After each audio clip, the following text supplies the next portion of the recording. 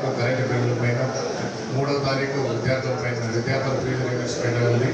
ఈరోజు ముఖ్యంగా రైతు వ్యవస్థ పైన, రైతు పడుతున్నటువంటి బాధల పైన, మన ప్రభుత్వంలో రైతు ఏ విధంగా లబ్ధి పొందాడు, తర్వాత ఈ ప్రభుత్వంలో ఏ విధంగా రైతు నష్టపోతున్నాడు అనేటువంటి విషయాన్ని జగన్మోహన్ రెడ్డి గారు గుర్తు తెచ్చుకునేసి పోరుబాటలో ముందుండాలని చెప్పేసి ఫస్ట్ పోరుబాటలో భాగంగా జనవరి నెల 13వ తారీఖు అన్ని జిల్లా కేంద్రాలను కలెక్టరేట్ ముట్టడి చేయవలసిందిగా మనకు ఆదేశాలు ఇచ్చి ఉన్నాడు.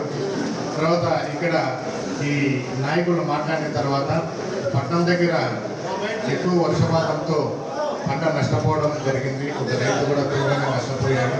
అక్కడ కూడా ఆ పంట కూడా విజిట్ చేయడం జరుగుతుంది. ఈ కార్యక్రమం తర్వాత మీరందరూ కూడా అక్కడ కూడా రావాల్సిందిగా కోరుతున్నాను. వైఎస్ఆర్సీపీ కుటుంబ సభ్యులకు మరియు ఈ వేదికను పంచుతున్న వైఎస్ఆర్సీపీ నాయకులకు ప్రతి ఒక్కరికి పేరు పేరున హృదయపూర్వక కృతజ్ఞతలు తెలుపుకుంటున్నాను. ఈరోజు ఇక్కడ మేమందరం ఇవ్వడానికి కారణం ఏమంటే, శుక్రవారం రైతులకు అన్యాయాన్ని ఈ కూటమి ప్రభుత్వం చేస్తున్న దౌర్జన్యాలకు మేమందరము నిరసన తెలిపి కలెక్టరేట్ను ముట్టడి చేయడానికి పుట్టపర్తికి వెళ్ళవలసి ఉంటుంది. దానికి గాను కార్యాచరణ ఎలా చేయాలి రూపొందించడానికి గాను మేమందరం ఇక్కడ వెళ్ళడం జరిగింది. కాబట్టి ప్రతి మండలం నుంచి 2-3 ముందర వచ్చి 9:30 గంటలకు పుట్టపర్తికి రేపే ఉన్నాడు 13వ తేదీ పుట్టపర్తికి వెళ్ళవలసి ఉంటుంది.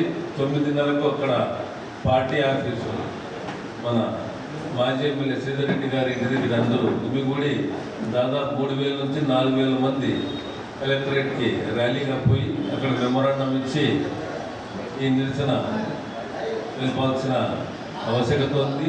అది చేయడం జరుగుతుంది. కాబట్టి ఎలా వెళ్ళాలి, ఎంతమంది పోవాలనే దానిపైన చర్చించడానికి మేము అందరం కూర్చున్నాం. కాబట్టి ముందర వచ్చి ప్రతి మండలం నుంచి ఎట్లా చేస్తే బాగుంటుంది అనేది 10 నిమిషాలు మేము మాట్లాడి, దీని తర్వాత పట్టణానికి పోయి వరి పంట చెడిపోయింది, ఎలా ఈ రైతులకు జరుగుతున్న అన్యాయాన్ని మేము ప్రెస్ మీట్ ఆడ పెట్టే కార్యక్రమం ఉంది.